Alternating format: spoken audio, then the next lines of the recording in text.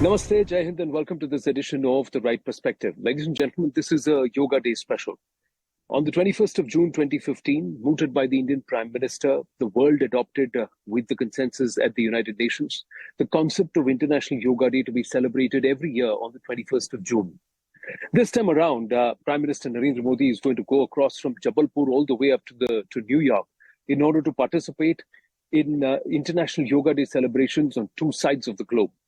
But what is important about yoga? Why is yoga so important, and why is yoga such an important contribution by Bharat to humanity?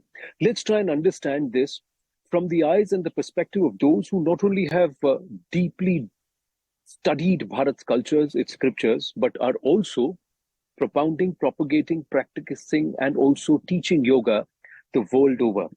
Joining us in this very, very special edition is the renowned David Frawley, North Marwai, who's taken yoga all across the Kingdom of Saudi Arabia, and of course, Jeffrey Armstrong, the founder of VASA, the Vedic Academy of Science and Arts, based in Canada. He also goes by the name of Kavindra Rishi. He's penned many books.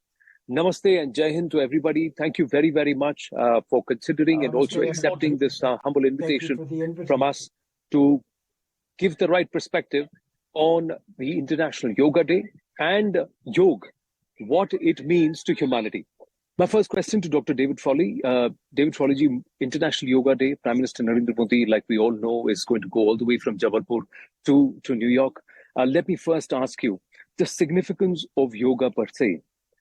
Is it just an exercise or much more? Well, first of all, Prime Minister Narendra Modi is obviously a yogi, or he couldn't do all these travels, speaking, so many things. So that is there. And I would say the yogic inspiration is with him, and he has revived the yogic spirit within India and globally. Of course, we now have the new temples, renovations, the Ekatma, and then also the Mahakal and Kedarnath, and so many things. And of course, Shiva is the great Adi Guru, Mahaguru, Mahayogi. So Modi is carrying that energy. Now, to the rest of your question, yoga, like Hinduism, addresses the whole of life, all living beings, the entire universe, all aspects of our being, body, prana, senses, mind, intellect, higher consciousness, universal self. So it is the whole of existence and the whole of cosmos and cosmic intelligence. And we say, approach yoga where it draws you in, but also be aware of the additional dimensions of yoga. I've been involved, of course, with yoga and Ayurveda, which is concerned with physical and psychological wellness and healing. But also I've been involved with the spiritual dimension, Raja Yoga, Vedanta. So these should be honored and go together. But if you devote yourself to yoga, it will unfold, but be open to the deeper spirit and teachings of yoga and the great yoga gurus. Is it just a mere physical exercise, David Frawley, or is it a combination of science and spiritualism? Or is it science or spiritualism? How would you see it? And does it yoke humanity to the universe? Oh, yes. Well, the point is very simple. Let's look at what yoga originally teaches. And who are the great yoga gurus? We have, of course, Shiva. We have Krishna as Yogavatara. And we've had so many yoga gurus who came to the West, starting with Vivekananda. But they always emphasized yoga as self-realization in the broader sense of the universal self. Body is part of who we are. It is our instrument, but it is not our real identity. So asana is kind of a doorway into yoga. But yoga has always been defined in terms of meditation, samadhi, self-realization, atma, purusha, whether it is in Vedas, Upanishads, Gita, Yoga Sutras, Yoga Shastras, all the different approaches to yoga. That inner aspect of yoga is the real goal. The outer aspect is a preparation. Prime Minister and many other leaders have always considered yoga as a gift to humanity. How significant is the United Nations adopting yoga? How important is it for Bharat as a nation and one of its, subject scriptures or studies being adopted by the world? How important is it? And how important is it for the world to also become yogis or adapt to yoga? Well, yoga, India is the land of yoga. Bharat is the land of yoga. Bharat is Agni, which is the yogic Agni, the inner flame of awareness, consciousness, self-realization. And Bharat is based upon, Bharatiya Sanskriti, Bharatiya civilization is based upon yoga. Or we say Vedas is the knowledge and yoga is the practice. There are many varieties and branches of these teachings. But yoga reflects India's dharmic civilization, and it has been influencing humanity for thousands of years. It's traveled long before its current modern movement, but that is inherent in India, and it's also inherent in the human being. We are here to evolve in consciousness. We are here to unite as a species with the greater universe. And yoga remains our best guide for that, or at least our most continuous, enduring, and accessible guide for that. My last question, David Trology, do you believe in today's day and age, yoga is far more relevant and more people across the world can actually benefit from this gift from Bharat or Bharat civilization? American people have been benefiting from yoga since Vivekananda at least, but even before that, we've had many yoga gurus here. Swami Yogananda, he began in 1920 in America, and many have come after that. Everybody's heard of yoga. Many people have gone to ashrams. Kirtan is popular, and meditation is coming in now into medicine, psychology. Yogic aspect of that is there. Even Gandhi's ahimsa came out of a yogic basis. So yoga is benefiting. And I think the people in the world need to honor and respect yoga as well. Not just use it for their own personal means, which is okay, but to use it as part of this universal unfoldment, being, consciousness, bliss, Satchidananda, Shanti, Ananda for all. Hari Om. Let's get Nof Marwai's perspective. Nof herself is a Padma awardee, but the fact is that she has championed the cause of yoga and yoga across the Kingdom of Saudi Arabia. Nof, namaste, and thank you once again for making the time. Let me first ask you, what's the significance of International Yoga Day and how accepted is yoga in the Kingdom of Saudi Arabia? The significance of the International Day of Yoga is really important, not only for Saudi Arabia, I think around the world, because there is a lot of celebrations that are held in a certain period of time across the globe. And I always say that it's the biggest wellness meet the world have ever witnessed, I guess. And it gives a chance for people who never practiced yoga and maybe don't know anything about yoga to get introduced to yoga, to try yoga. So the International Day of Yoga helps promote yoga, I think, around the world. The 8th edition of International Yoga Day, how is it going to be celebrated across the Kingdom of Saudi Arabia? I'm given to understand you're in the thick of organizing it. Yes, in Saudi Yoga Committee, we are planning a lot of, let's say, celebrations in around Saudi Arabia. And it's like more than 30 locations are going to have yoga celebrations around the kingdom. So in every region, Saudi Arabia has 13 regions, around 13 regions in general.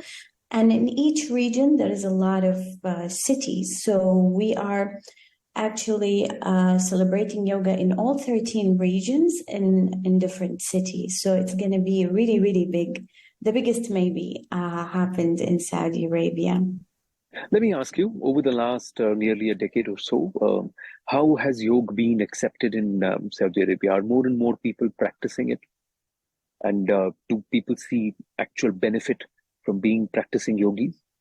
Yes, a lot of people practice yoga in Saudi Arabia. And since the Saudi Yoga Committee was established under the Saudi Arabian Olympic and Paralympic Committee and Ministry of Sports, we had a strategy to first classify yoga practices to make it easy for people to understand and to pick what is suitable for them. So we have classified yoga for health and well-being practices like Hatha Yoga, Iyengar Yoga, and the meditation and the pranayams, the breathing techniques and all that.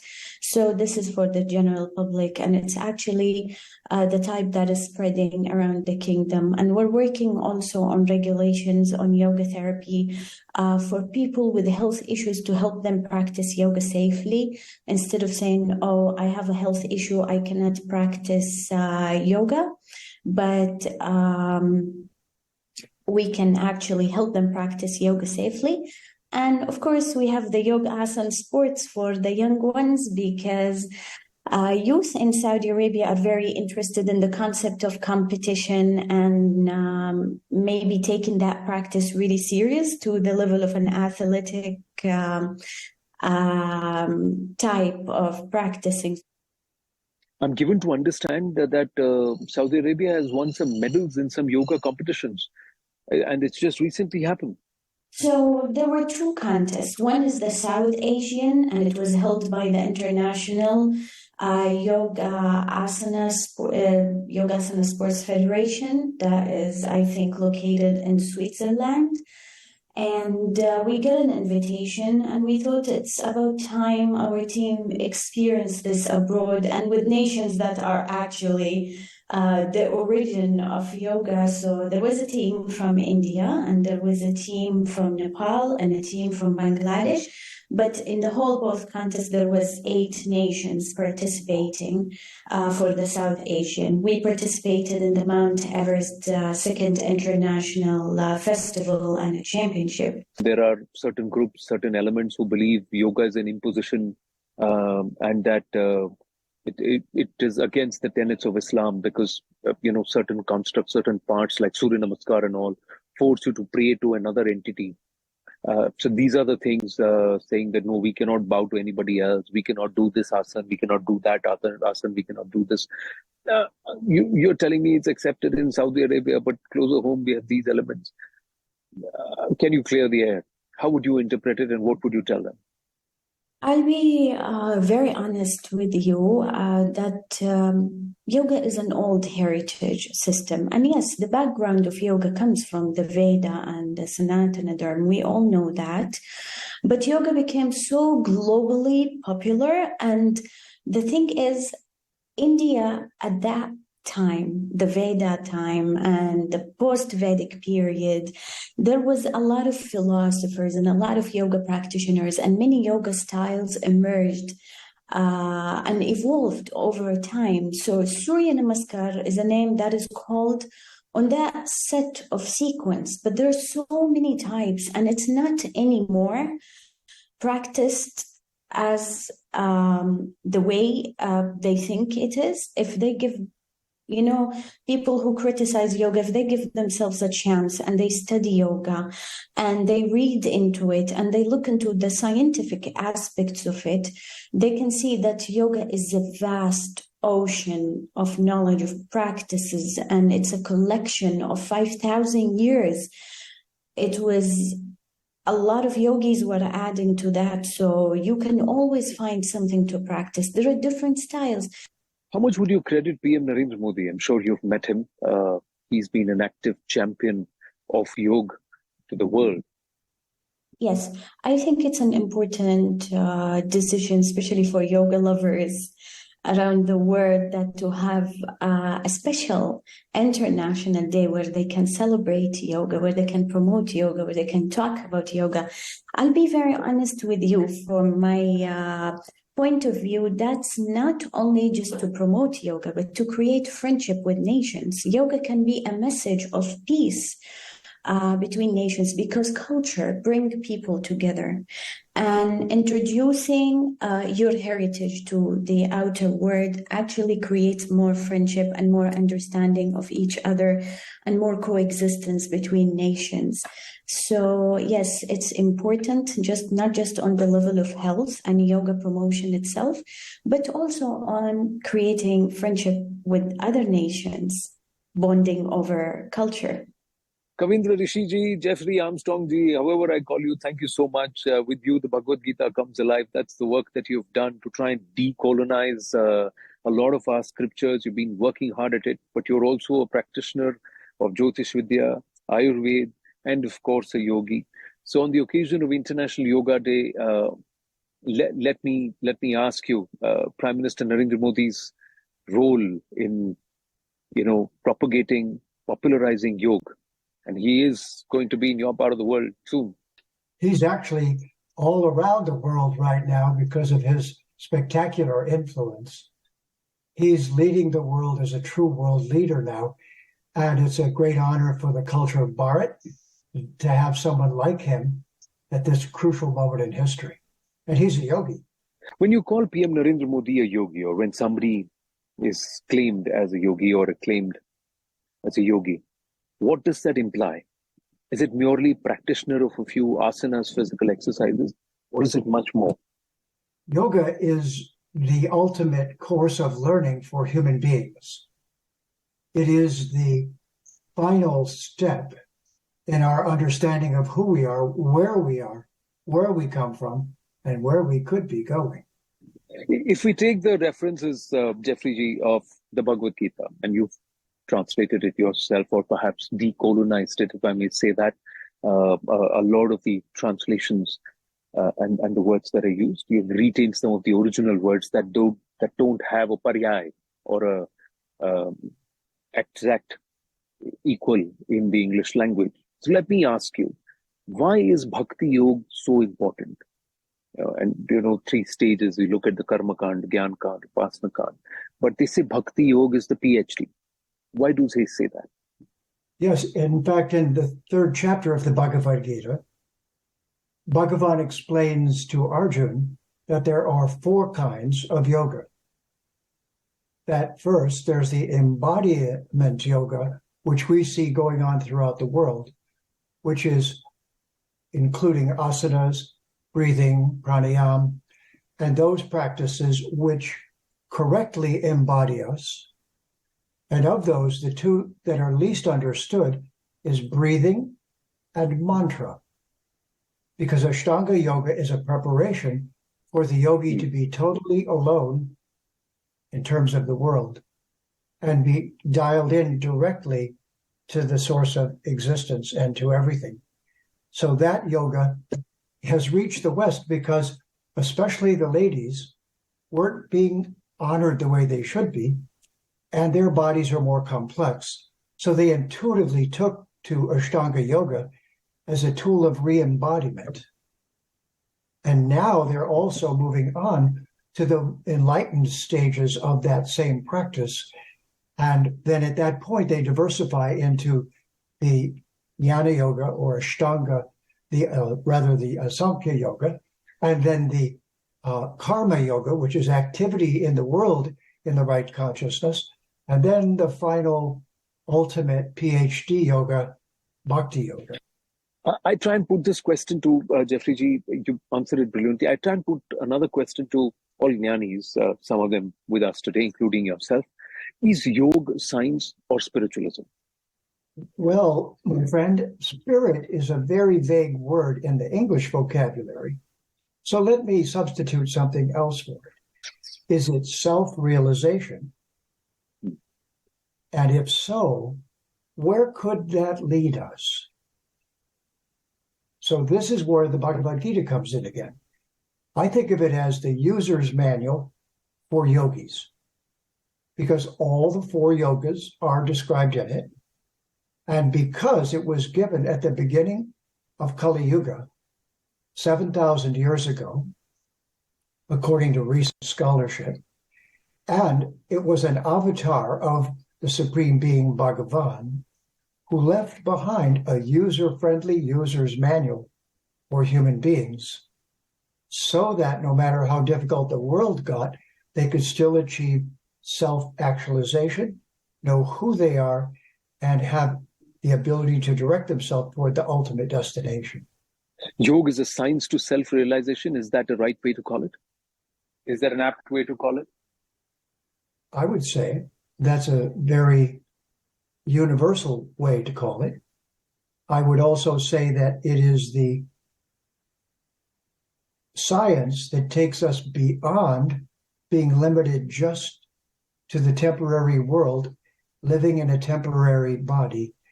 And it gives us our individuality back, but as an immortal being rather than just a temporary being. But here's the thing, Jeffrey ji, the moment there's a push for yoga, or say the Bhagavad Gita, or Sanskritam, the base language of it all that, everybody agrees, we need to learn.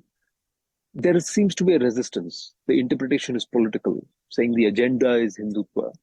But do you believe that the nation and people, polity, everybody needs to look beyond that and go back to Sanskritam? Well, they think that we're only right-handed, but we're actually ambidextrous. We actually, that's what this means. This means I'm not the right or the left. I'm for that which is always true. So, yes, of course, all the political parties make up stories about each other or their particular agenda and the angle they're coming from. But the politics that, as we know it right now, is left over from the colonial era, and it's still about exploiting the planet rather than cooperating with everyone and seeing them with the eyes of respect, of namaste. That is what will take us beyond politics, skin color, gender, all of it. Because all of those superficial distinctions are what the wars have been about, what the fighting has been about. So, of course, they start going down that road. But we who know Sanskrit and who know the Vedas simply say to them, you're just trying to twist this. And we have a term for that. Yogas chit vritti nirodha. Twistedness is a vritti, and yoga promises to remove it and bring you back to Dharma, where you cooperate with Mata Bhumi. And guess what? Bhumi gave us the word humus and human. Humus. So Narendra Modi knows this. He knows that as humans, no matter where we're from, or no matter what we look like, or what those details are, it's our responsibility to take care of our mother. Yagnavalkya's Yoga Sutra is in Sanskrit. And do you believe that for the greater good of humanity, Bharat needs to go back to Sanskrit or Sanskritam so that they can further greater understand its own knowledge? You know, Anand, that's really the heart of the matter. It's very insightful of you, because this is what the Avatar came for 7,000 years ago, to leave behind a brief message, 701 verses, that anyone can approach and use to reorient themselves. I like to call it that way. India is the capital of the Orient, if you will. So they need a reorientation. And that is to see the long view rather than the short view. To not view ourselves as the selfish, needy, grabbing, and colonizing human, but to see everyone with the eyes of respect. And that can spread for the whole planet. Another person who's doing this very beautifully and dynamically is a lady named Vandana Shiva. I'm sure you know. Yes. Yes, Vandana Shiva, yes. These beautiful voices are coming forth. They're yogis, but they're karma yogis too. They're participating in the world and leading it to seeing everyone in the right way. This is actually the adjustment, to see all living entities as Atmas in a body, and to see Mata Bhumi as our mother, and to be human beings with the correct agenda in relationship to each other and Mata Bhumi, and that is sustainability. That is a planet that is healthy for generations to come. Why make children if you won't take good care of it. Thank you so much, Jeffrey Armstrong ji, David Frawley, and also Nauf Marwai, for your time and for your pearls of wisdom. Very important for us to understand the dynamics as we are on the cusp of yet another phenomenal International Yoga Day. Namaste. Thank you so much.